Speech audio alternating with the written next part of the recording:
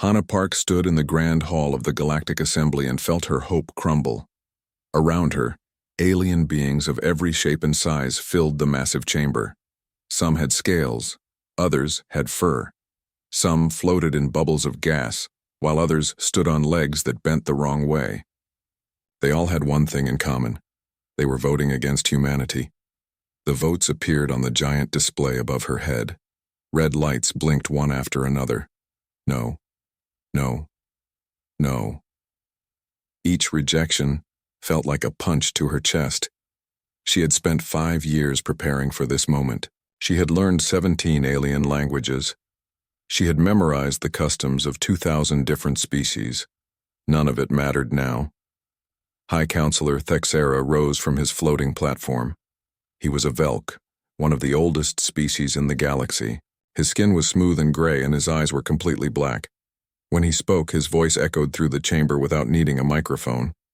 "The vote is final," he said. "Humanity is denied entry to the Galactic Assembly. Your species has shown itself to be violent, destructive, and unable to cooperate with others. You have wars on your own planet. You have destroyed your own environment. We cannot allow such a species to join civilized space." Hannah wanted to scream. She wanted to tell them about the peace treaties Earth had signed. She wanted to explain how humans had stopped the wars and were fixing the planet. But her voice would not come. She just stood there, frozen, as 2,000 species turned their backs on her people. Captain Doyen Kim watched the vote from his ship, the UES Horizon. He sat in the command chair with his arms crossed. Next to him, Dr. Minya Lee wiped tears from her eyes. Lieutenant Jiho Choi punched the wall hard enough to leave a dent. Engineer Sora Yang just shook her head slowly. "I told you," Doyun said quietly. "I told you they would never accept us." "They did not even give us a chance," Minha said. Her voice was thick with emotion. "They looked at our past and decided our future for us." Sora leaned forward and pulled up a holographic display. Numbers and charts floated in the air between them. "Look at this," she said. "Their technology is not even that advanced. Our new engines are faster than theirs. Our weapons are stronger. They rejected us because they fear us." "Maybe that is true," Doyen said. "But fear makes enemies dangerous. They will not just leave us alone now." He was right. The next day, High Counselor Thexera made another announcement. This one was broadcast across the entire galaxy. Humanity was not just rejected. They were quarantined. A boundary was drawn around human space. No alien ship could enter it. No human ship could leave it. Any human colony built beyond the line would be considered illegal and destroyed. The quarantine zone was like a cage. Humans could see the stars beyond it, but they could not reach them. The assembly placed enforcement ships along the boundary to make sure no one crossed the line. Humanity was trapped in a small corner of the galaxy, alone and unwanted. Back on Earth, the news caused chaos. Some people wanted to give up on space completely. Why explore the galaxy if the galaxy did not want them? Others were angry and wanted to fight. A few suggested trying to prove themselves worthy over time, maybe in 100 years or more. Director Wu Jin Han of United Earth Space Command had a different idea. He called a meeting of Earth's leaders in Geneva. Hannah attended the meeting. Though she felt like a failure, she had been Earth's voice, and she had been silenced. Wu Jin stood at the head of the table. He was an older man with white hair and sharp eyes. He had been a soldier before becoming a director. He understood conflict better than most. "The Assembly has made their position clear," he said. "They do not want us in their club. Fine, we will build our own." "How?" someone asked. "They have surrounded us. We cannot expand." "We cannot expand inside the quarantine zone," Wu Jin agreed. "But the galaxy is very large.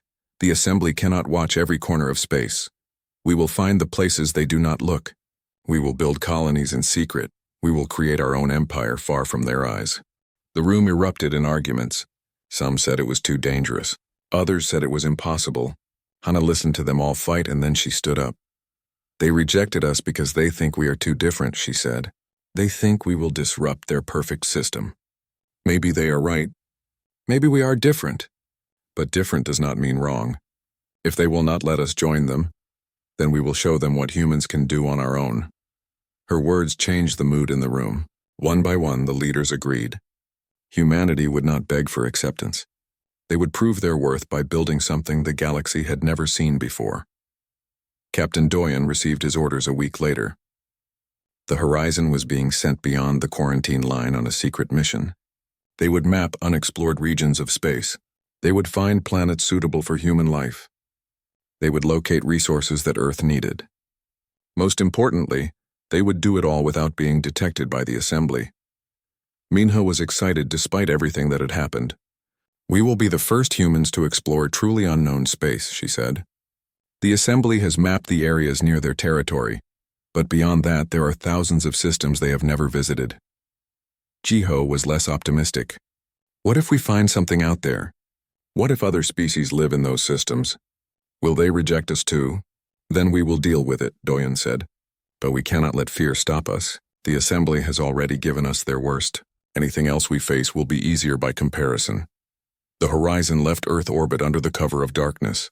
The ship slipped past the Assembly's enforcement vessels using a new stealth system that Sora had designed. The aliens did not see them leave. As far as the Assembly knew, humanity was locked safely in their cage. For 3 weeks the Horizon traveled through empty space. They passed dead stars and asteroid fields. They saw nebulas that glowed with colors humans had no names for, but they found no planets, no life. Nothing they could use. Then, on the 24th day, Minha detected something strange. Her instruments showed an energy signature that did not match anything in the database. It was coming from a planet in a system the Assembly had marked as empty and worthless. "Captain, you need to see this," she said. Doyen came to her station and looked at the readings. The energy signature was artificial. Something or someone had built a structure on that planet, but according to the Assembly's records, the planet was abandoned. "It could be an old research station," Jiho suggested.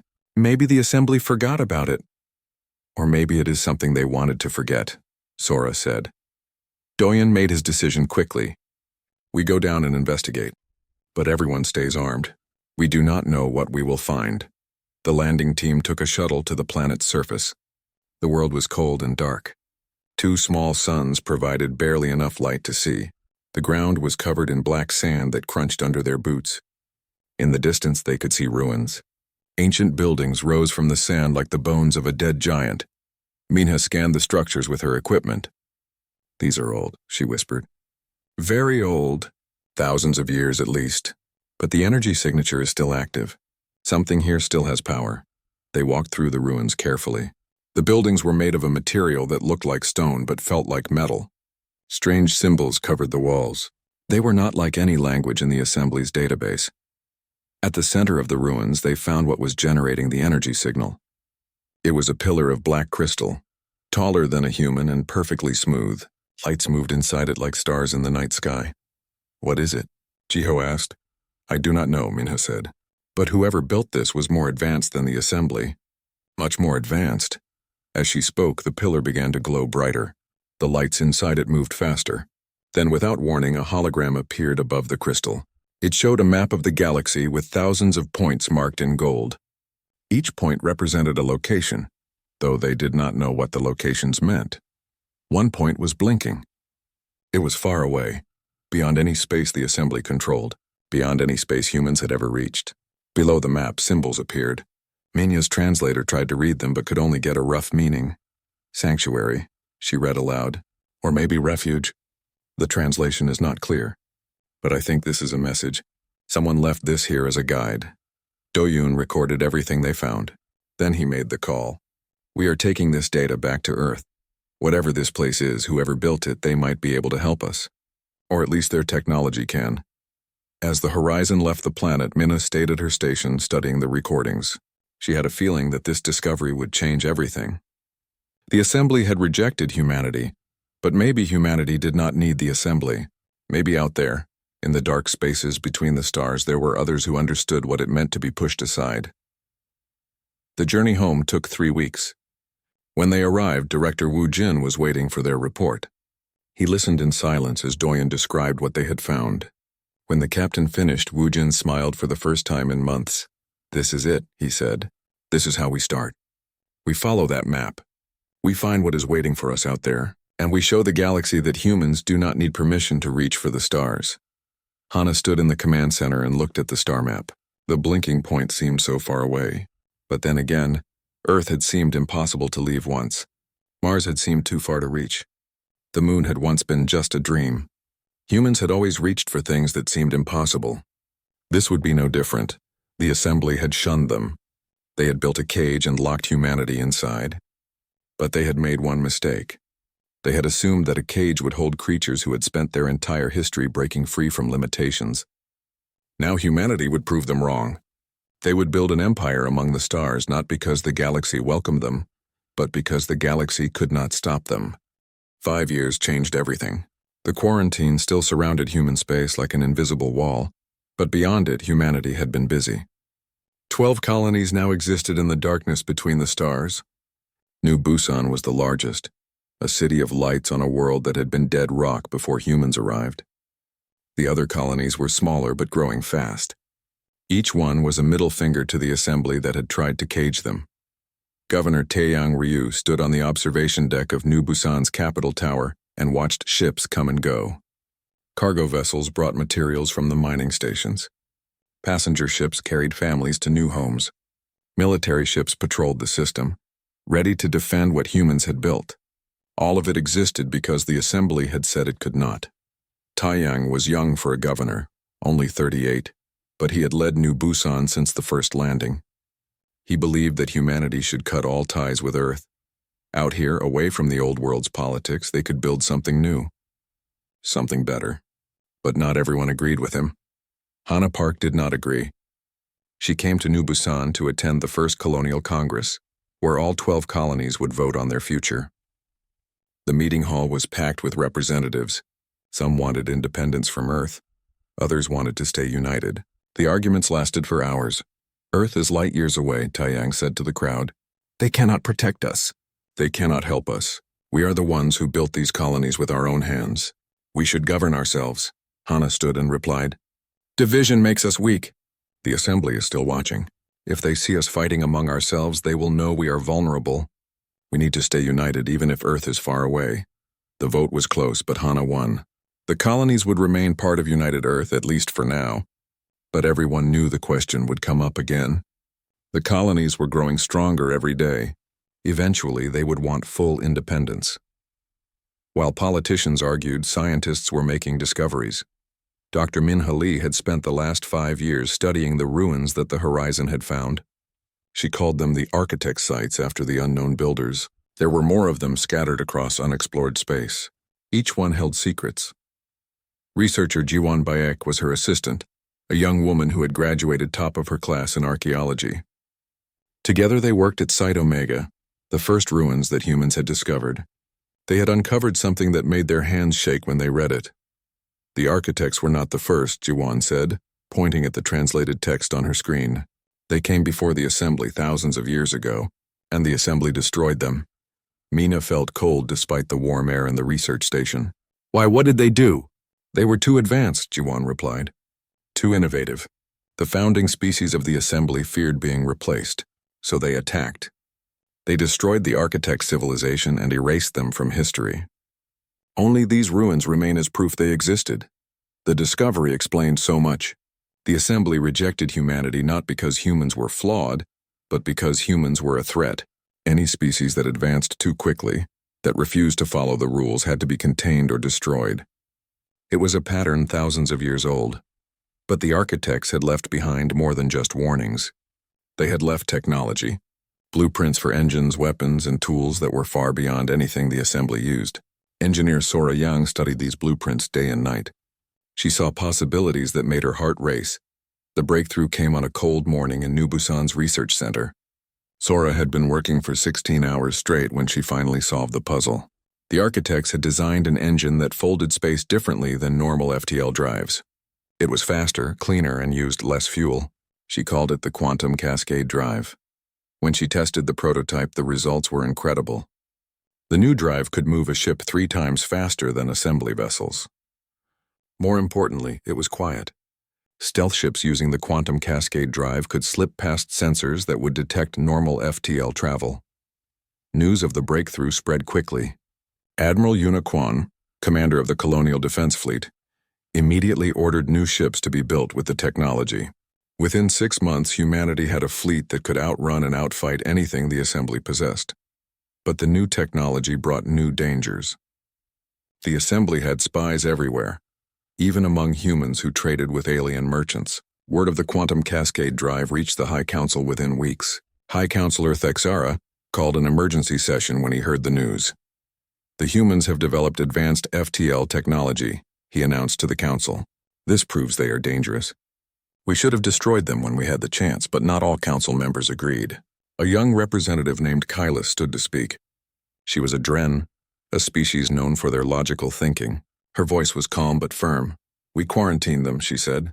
We told them they were not good enough to join us. What did we expect them to do? They adapted.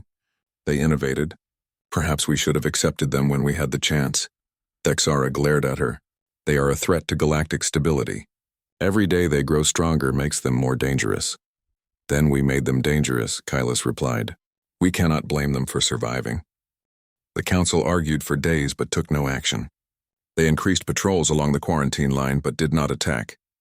They were afraid, Kylus realized. Afraid that if they started a war with humanity, they might not win. Meanwhile, Captain Doyen Kim and the Horizon were exploring deeper into unknown space.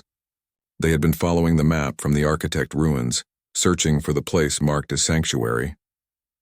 The journey took them to regions where stars were young and systems had never known intelligent life.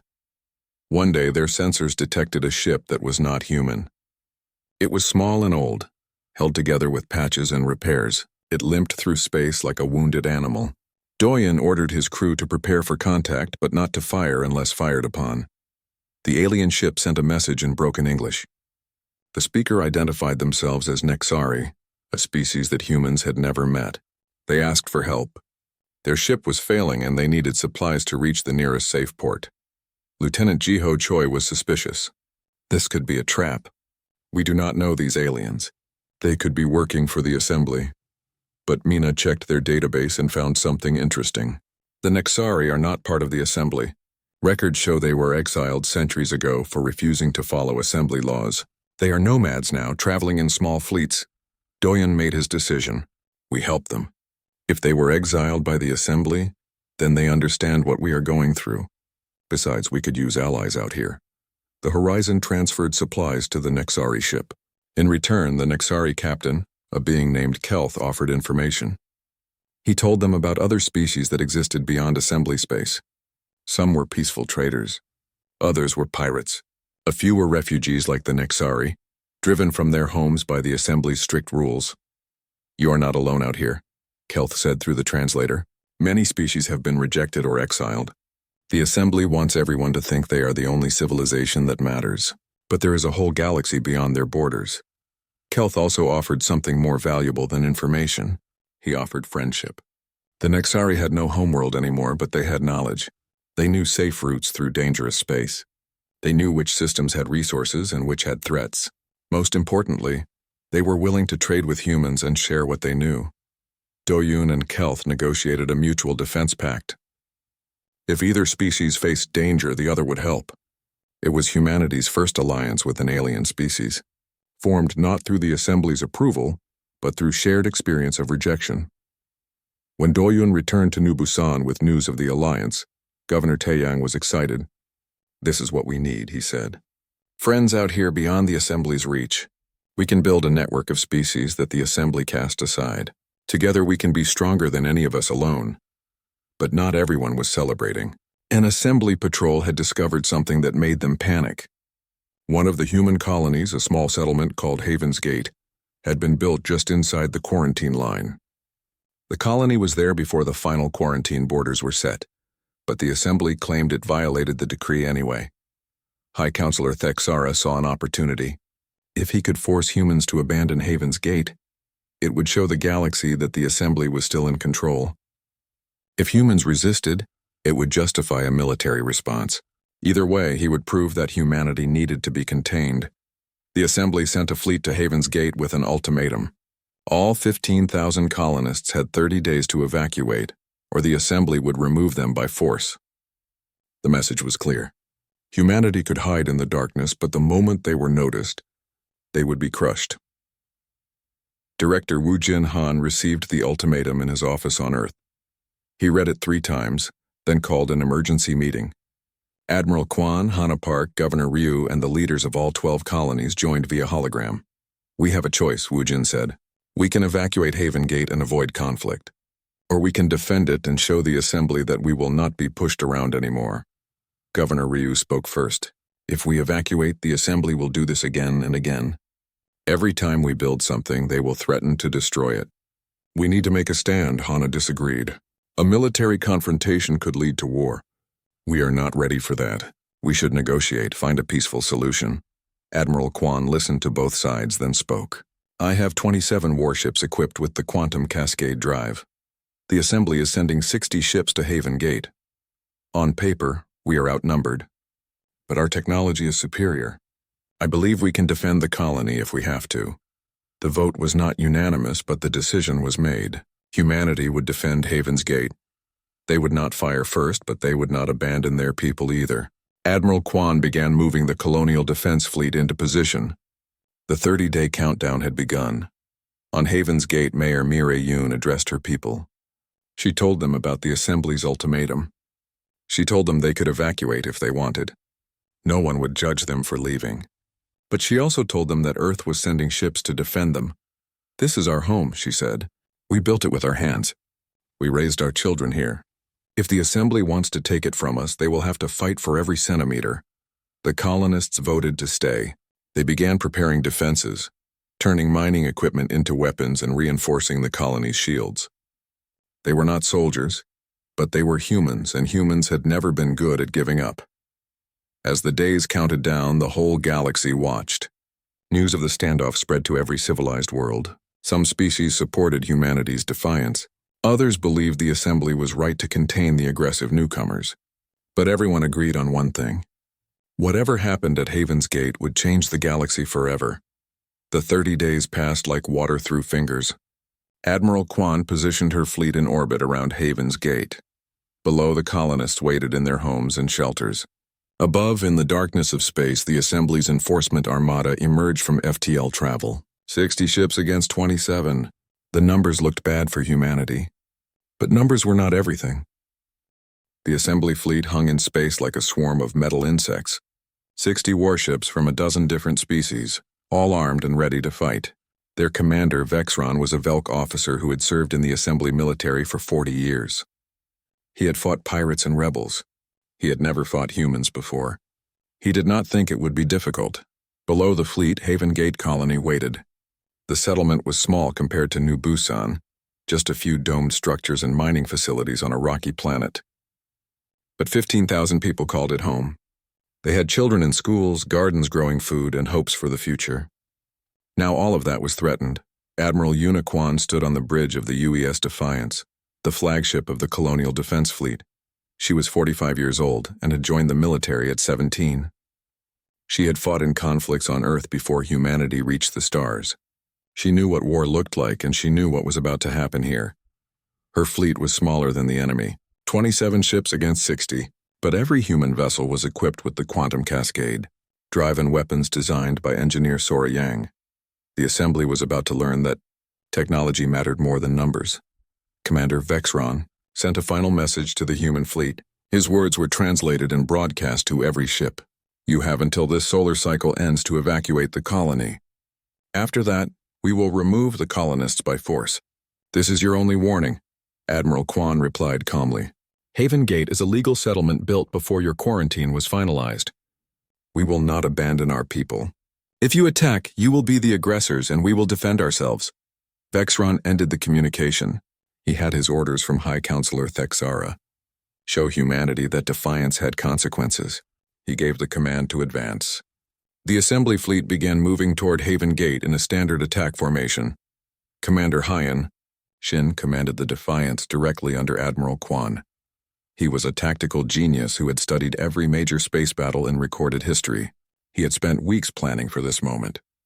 Now he put his plan into action. "All ships activate Quantum Cascade drives," he ordered. "Execute Pattern Gamma 7. The human fleet scattered. One moment they were together in a defensive formation. The next moment they vanished, reappearing thousands of kilometers away in positions that surrounded the assembly fleet. The aliens had never seen anything like it. Their sensors could not track the human ships during the jumps. Vexron stared at his displays in confusion. Where did they go? How are they moving so fast? His question was answered by weapons fire. Human railguns fired solid projectiles at incredible speeds. The assembly shields were designed to stop energy weapons like lasers and plasma beams. They were not designed to stop chunks of metal moving at a significant fraction of light speed. The projectiles punched through shields and armor like they were paper. 3 assembly ships exploded in the first minute of combat. Their reactors overloaded when the railgun rounds tore through their engine sections. The other ships tried to return fire, but the human vessels kept jumping around using their advanced drives. Every time the assembly aimed their weapons, the target disappeared and reappeared somewhere else. On Haven Gate, Mayor Mireille Yoon watched the battle from the colony's command center. She had converted the mining control room into a war room, with screens showing the space combat above. She saw the explosions and felt her hands shake. People were dying up there, fighting for her colony. The colonists had prepared their own defenses. Mining lasers that could cut through rock were now aimed at the sky. Cargo haulers were loaded with improvised missiles. If any assembly ship made it past the fleet, the colonists would fight back with everything they had. But they did not need to fight. The battle in orbit was turning into a disaster for the assembly. Commander Vexron tried to organize his fleet, but the humans were too fast and too coordinated. Their communication system allowed instant coordination between ships, while the assembly vessels had delays in their commands. More assembly ships fell. A Dren cruiser lost its engines and drifted helplessly. A Velk destroyer tried to ram a human frigate, but missed when the human ship vanished at the last second. The ramming vessel crashed into one of its own allies instead. The coordination of the assembly fleet was breaking down. Vexron realized he was losing. In 30 years of military service, he had never lost a battle. He had certainly never lost to an enemy that was outnumbered. But here he was, watching his fleet get torn apart by ships that should not have been able to fight this well. After 3 hours, 12 assembly ships had been destroyed or disabled. The human fleet had not lost a single vessel, not one. Vexron made the hardest decision of his career. He ordered a retreat. The remaining assembly ships activated their FTL drives and jumped away, leaving the field to humanity. Silence filled the command center of the Defiance. No one could believe what had just happened. They had won. Against a fleet 3 times their size, they had won without a single casualty. Admiral Kwan allowed herself a small smile before giving orders to secure the area and rescue any surviving assembly crew from the damaged ships. On Haven Gate, the colonists erupted in celebration.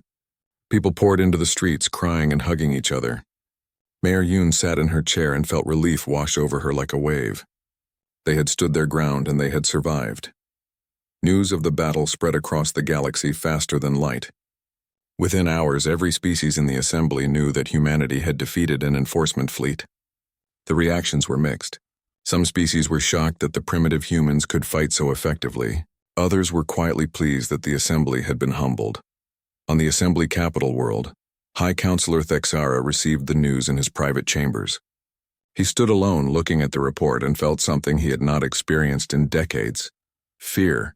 If humans could defeat 60 ships with only 27, what else could they do? He called an emergency council session. The chamber was full of representatives from hundreds of species. Thexara addressed them with barely controlled anger. The humans have shown their true nature. They are warlike and dangerous. We must organize a proper military response before they become an even greater threat. But Representative Kylus stood and challenged him. We attacked them. We told them to abandon their legal colony. They defended themselves. That is not aggression. That is survival. Perhaps we are the dangerous ones here. Other representatives began speaking up, agreeing with Kylus. The Battle of Haven Gate had done more than prove human military capability. It had shown other species that the assembly could be beaten.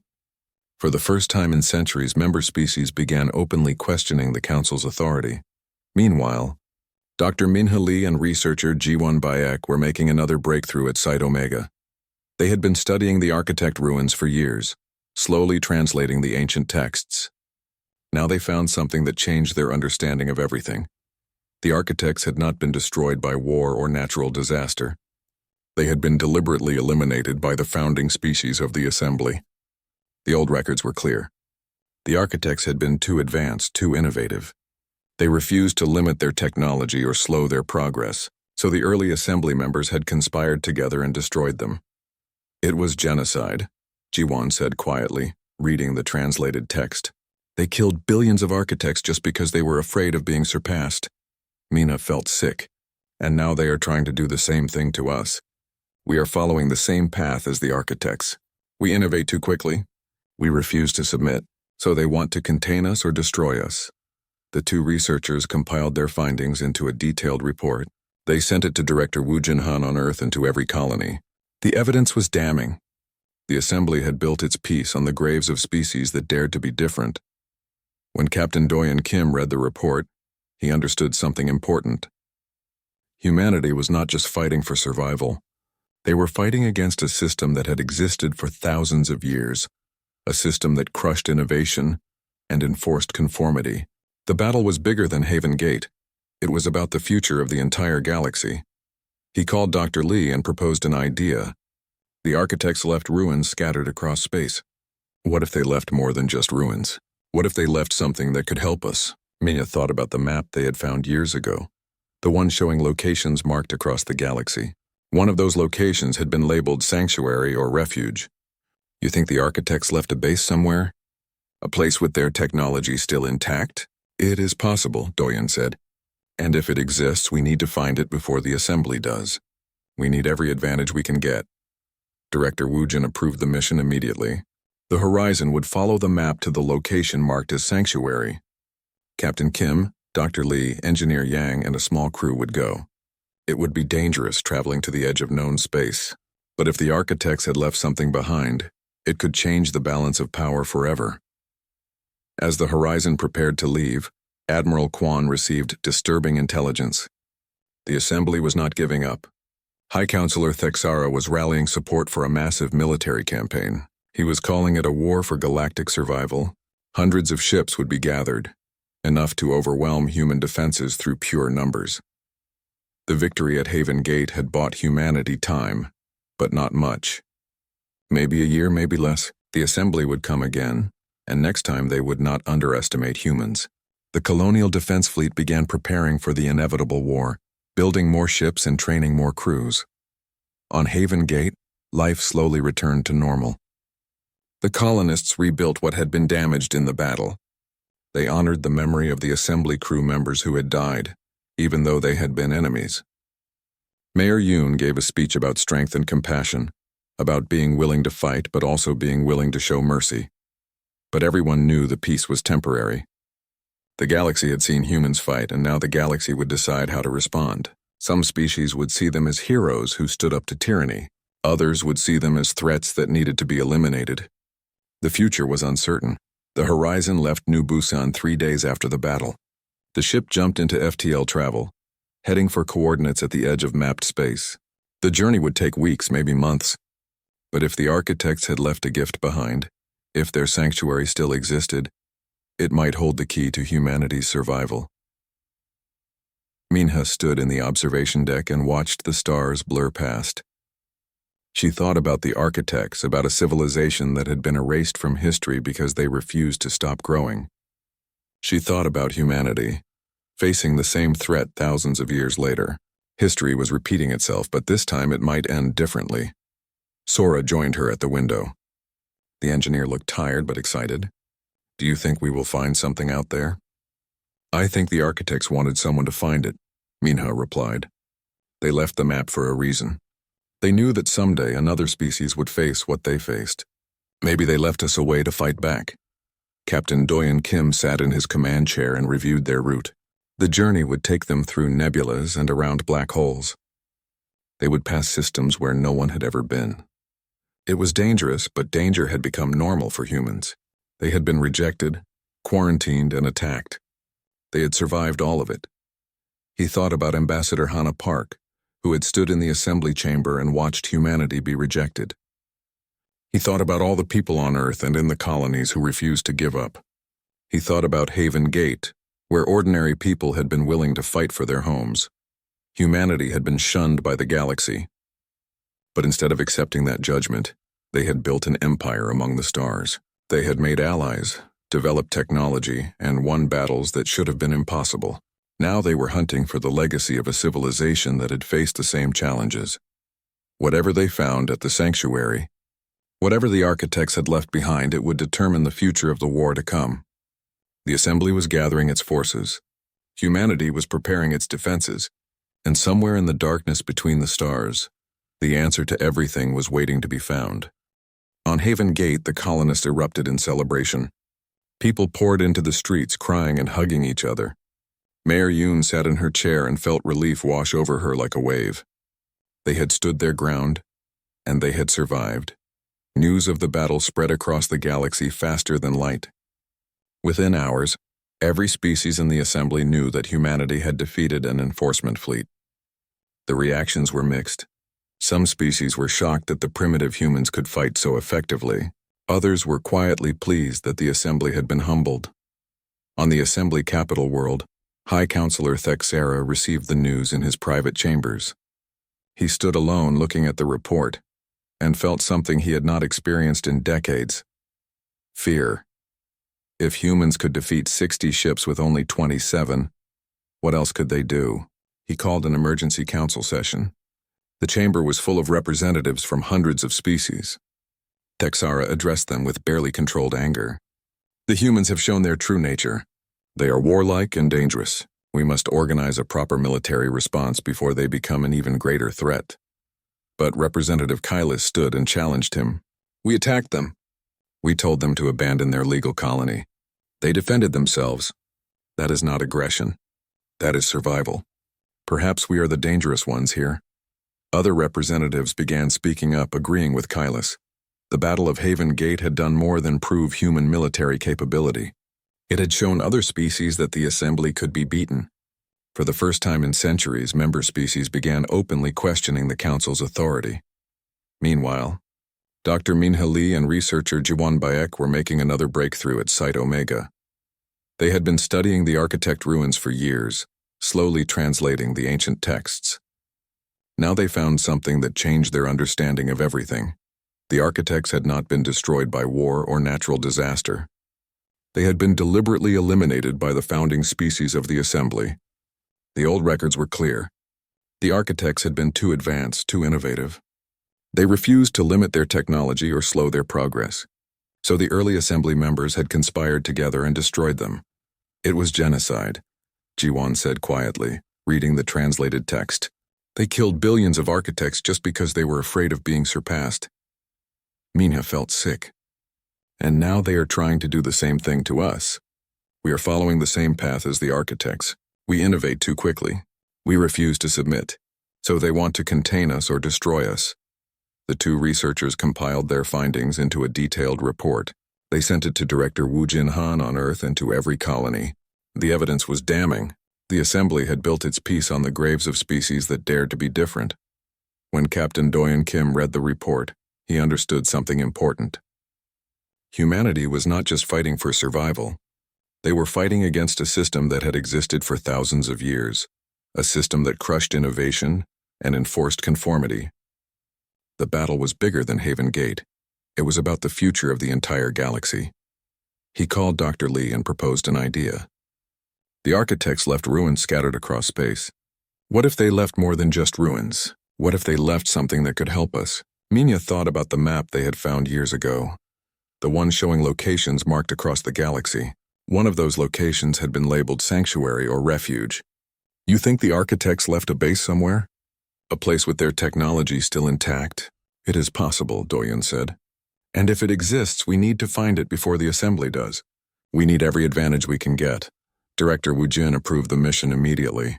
The Horizon would follow the map to the location marked as sanctuary. Captain Kim, Dr. Lee, Engineer Yang, and a small crew would go. It would be dangerous traveling to the edge of known space. But if the architects had left something behind, it could change the balance of power forever. As the Horizon prepared to leave, Admiral Kwan received disturbing intelligence. The assembly was not giving up. High Counselor Thexara was rallying support for a massive military campaign. He was calling it a war for galactic survival. Hundreds of ships would be gathered, enough to overwhelm human defenses through pure numbers. The victory at Haven Gate had bought humanity time, but not much. Maybe a year, maybe less. The assembly would come again, and next time they would not underestimate humans. The colonial defense fleet began preparing for the inevitable war, building more ships and training more crews. On Haven Gate, life slowly returned to normal. The colonists rebuilt what had been damaged in the battle. They honored the memory of the assembly crew members who had died, even though they had been enemies. Mayor Yoon gave a speech about strength and compassion, about being willing to fight but also being willing to show mercy. But everyone knew the peace was temporary. The galaxy had seen humans fight, and now the galaxy would decide how to respond. Some species would see them as heroes who stood up to tyranny. Others would see them as threats that needed to be eliminated. The future was uncertain. The Horizon left New Busan 3 days after the battle.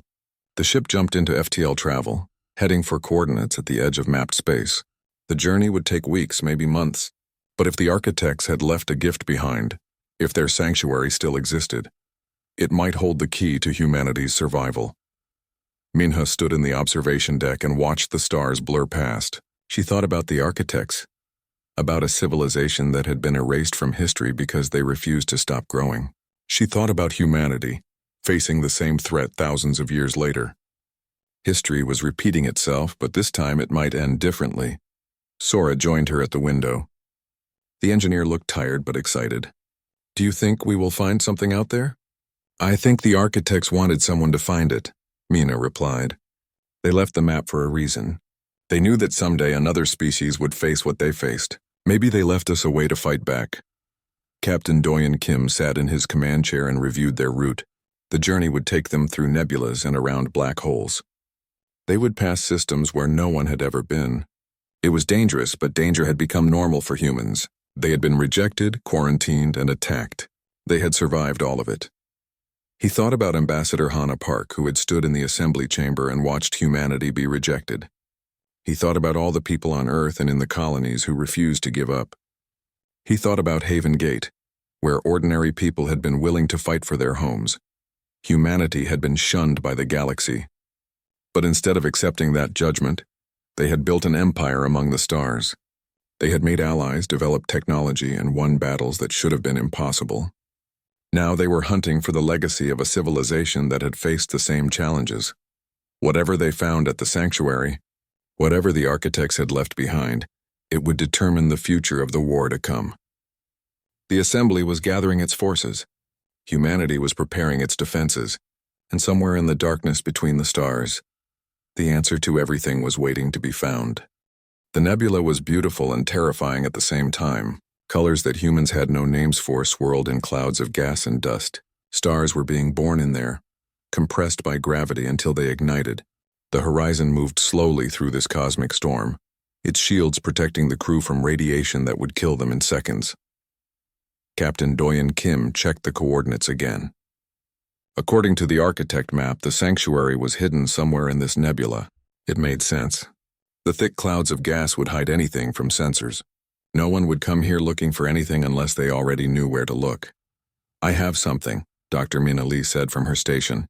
"There is a structure ahead. It is large, very large." The horizon emerged from the thickest part of the nebula, and everyone on the bridge stopped breathing. Ahead of them floated a station unlike anything they had seen before. It was shaped like a flower, with 6 massive petals spreading out from a central core. Each petal was kilometers long and made of a material that seemed to absorb and reflect light at the same time. "That is architect technology," Engineer Sora Yang whispered. "It has to be. Look at the design. Nothing the assembly builds looks like that." Doyen ordered the ship to approach slowly. As they got closer, lights began to appear on the station. They pulsed in patterns that seemed almost like a heartbeat. Something on that station was still alive, still functioning after thousands of years. A docking port opened in one of the petals. An invitation. Doyen looked at his crew. "We came here to find answers. Let us see what the architects left for us."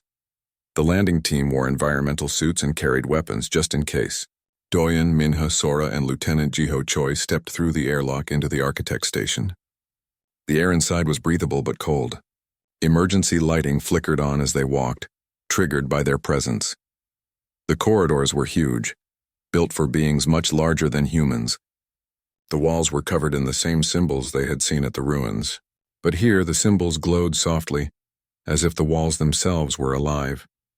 Everything felt both ancient and new at the same time. They found a large chamber at the center of the station. In the middle of the room stood a pillar similar to the one they had found at the first ruins, but much larger. Lights moved inside it like schools of fish swimming through water. Minya approached it carefully and placed her hand on the surface. The pillar erupted with light. Everyone jumped back, weapons ready. But the light was not hostile. It formed shapes in the air. First a simple sphere, then more complex patterns. Finally, it took the shape of a being. The figure was tall and slender, with 4 arms and a head that had no face, only a smooth surface that reflected everything around it. The figure spoke. The words came not from a mouth but from everywhere at once. Minya's translator struggled to process the language but eventually produced words they could understand. I am Architect Prime. I am the guardian of this place. I have waited a very long time for someone to find me. Doyun stepped forward. We are humans. We found your map at one of your ruins. We came here seeking help. The same forces that destroyed your people are trying to destroy us. Architect Prime tilted its head, studying them. Humans. Yes, I have been observing your species since you entered the nebula. You are young, curious, determined. You remind me of what we once were. The hologram gestured and images appeared in the air around them. They showed the architects in their glory days. Magnificent cities on dozens of worlds. Ships that moved through space like fish through water. Technology that seemed like magic. We were explorers and builders, Prime continued. We sought to understand the universe and improve ourselves. But others feared our progress. The species that would later form the assembly believed we would replace them. They were correct, but not in the way they thought. We did not seek to rule. We sought to elevate all species to our level. The images changed. They showed war. Architect worlds burning, ships being destroyed, a civilization of billions reduced to scattered survivors. Minya felt tears in her eyes watching the destruction. They killed us not because we were evil, but because we were different, Prime said. They built their assembly on the ashes of our civilization. They erased us from history so no one would know what they had done. But we left markers, ruins, messages. We knew that someday another species would face the same threat. That species is you, Sora spoke up. You said you were a guardian.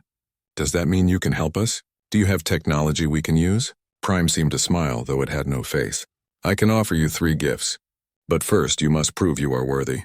The architects did not give power freely. We believed that wisdom must come before strength. You must show me that humanity understands this principle. The chamber changed. Walls appeared where there had been open space. The team found themselves separated, each in their own small room. Doyen called out to the others but received no answer. He was alone with Architect Prime. Your first test, Prime said. You are a leader. Your people trust you to make decisions. I will show you 2 paths. On one path you save your colony worlds but sacrifice Earth. On the other path you save Earth but lose the colonies. Which do you choose? Doyen felt the weight of the question. He thought about his family on Earth, the place where he was born. He thought about the colonies where humans had built new homes and raised children who had never seen Earth. How could he choose? I refuse both options, he said finally. A true leader finds a third path. If I must choose between 2 groups of my people, then I have already failed. I would rather die trying to save everyone than survive knowing I abandoned half of humanity. Prime was silent for a moment, then the walls disappeared. Correct. A leader who accepts impossible choices has no imagination. The architects understood that there are always more options than the obvious ones. In another room, Minya faced her own test. Prime showed her the architect's complete scientific database, thousands of years of research and discovery, but accessing it would require her to upload the data directly into her brain, which might destroy her mind in the process. Knowledge has a price, Prime told her. Are you willing to pay it?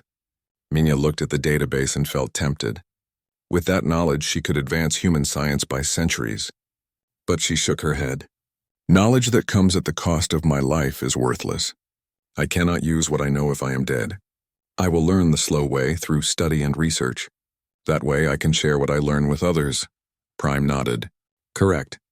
The architects valued the journey of learning more than the destination.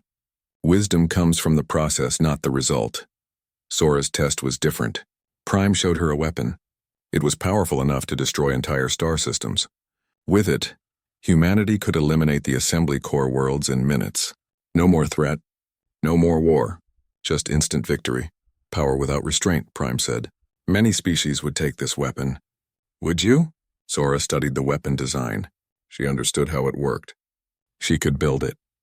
But she remembered the Battle of Haven Gate, where humans had won without killing unnecessarily. No, she said. If we use this weapon, we become worse than those who attacked us. We prove that the Assembly was right to fear us. I want to defend humanity, not commit genocide. Prime seemed pleased. Correct. The architects had weapons that could destroy galaxies. We chose not to use them.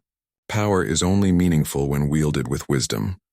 The team found themselves together again in the central chamber. Architect Prime stood before them, and something had changed. The hologram seemed more solid, more real.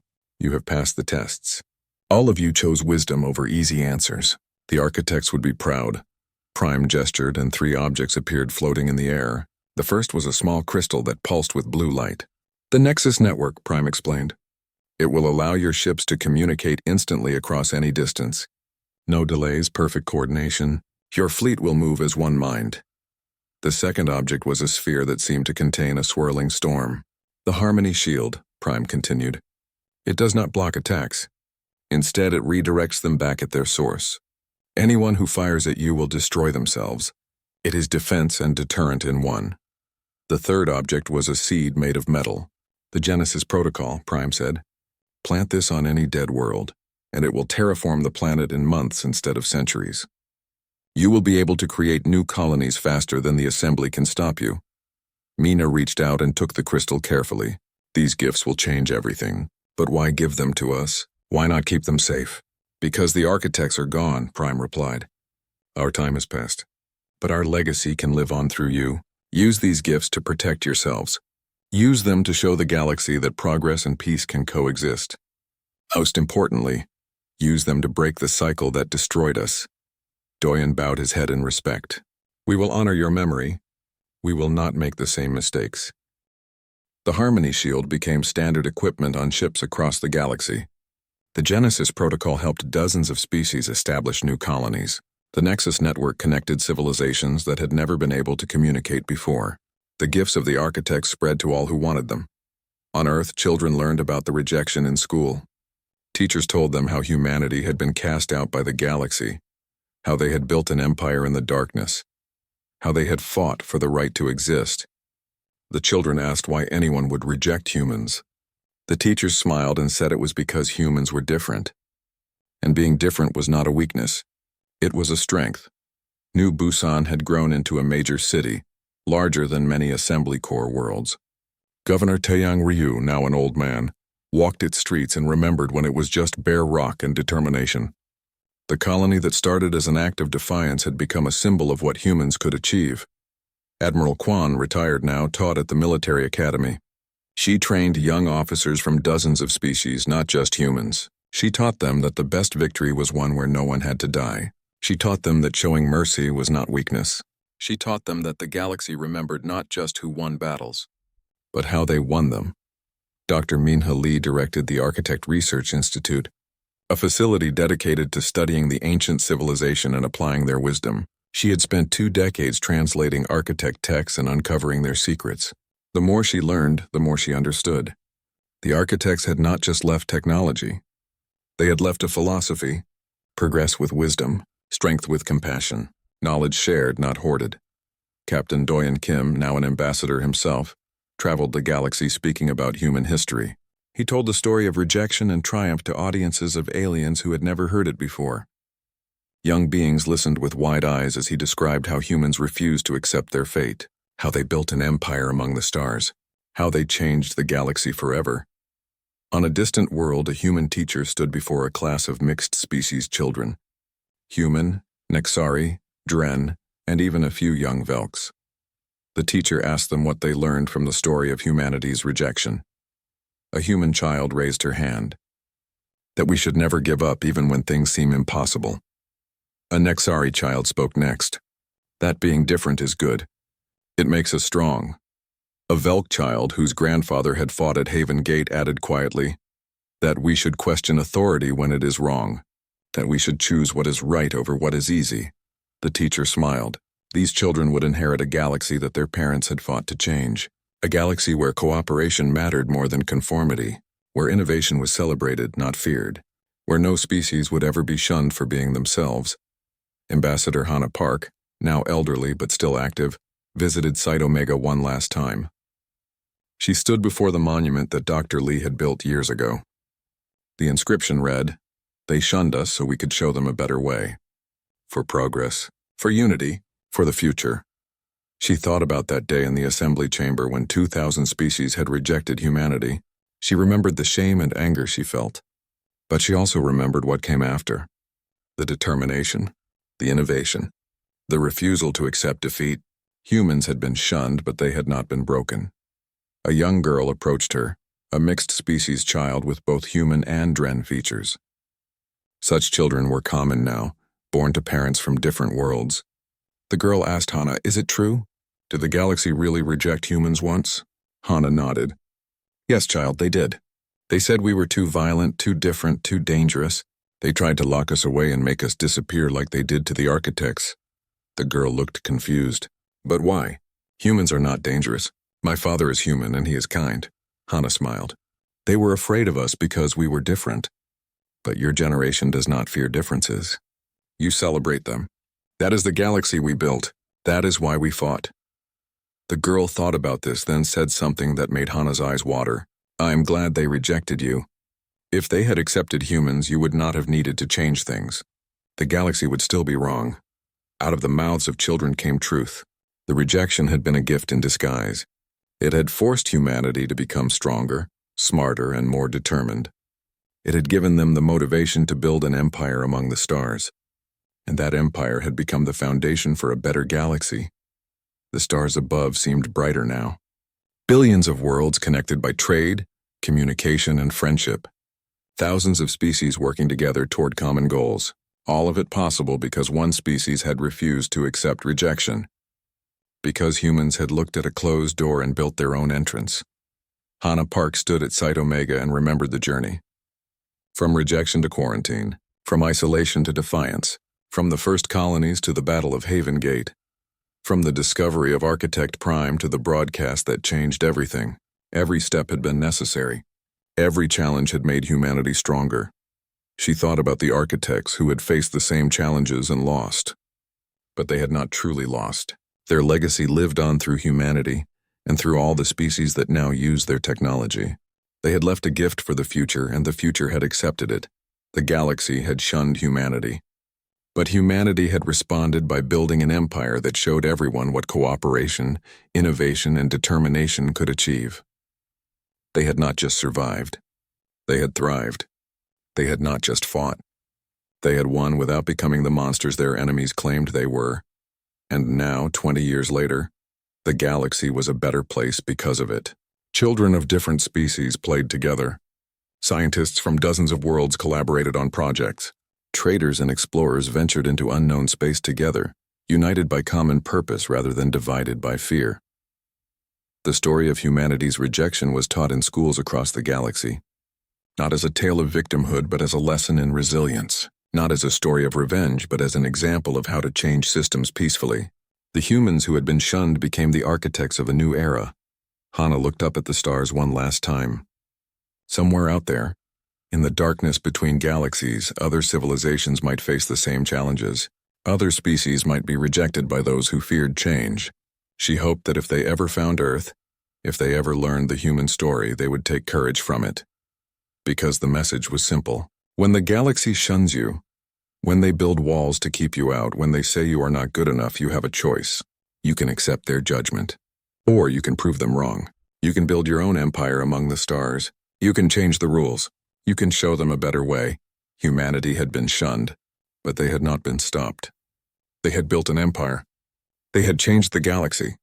And they had done it not by becoming what their enemies feared, but by staying true to what made them human.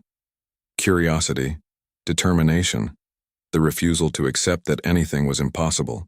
The end was also a beginning. The story of humanity's rejection was over. The story of humanity's leadership in a new galaxy was just starting. And this time, they would make sure that no species ever faced what they had faced. No civilization would be shunned for being different. The empire humanity built was not one of conquest. It was an empire of hope.